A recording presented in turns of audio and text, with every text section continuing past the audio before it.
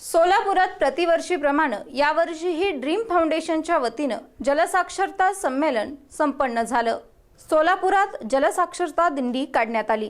प्रतिवर्षीप्रमाणे dream फाउंडेशनच्या वतीनं यंदाही जलसाक्षरता संमेलन भरवण्यात आलं होतं। ड्रीम फाउंडेशनचं हे 5वं संमेलन आहे। यानिमित्त शहरातून जलसाक्षरता दिंडीद्वारे जनजागृती करण्यात आली। जल है तो कल है हा या संमेलनाचा नारा होता। गौडगाव मठाचे मठाधिपती जयसिद्धेश्वर महास्वामींच्या हस्ते संमेलनाचं उद्घाटन झालं। शालेय आणि महाविद्यालयीन विद्यार्थ्यांचा दिंडीत मोठा सहभाग होता। जागृतीतून जनजागृती साधण्यासाठी हे संमेलन भरवण्यात आलं होतं।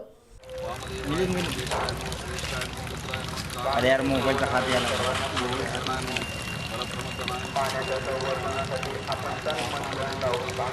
ब्रह्मादिपतीर ब्रह्मणोदिपतीर ब्रह्माशिवम सदाशिवम सद्यो जातादि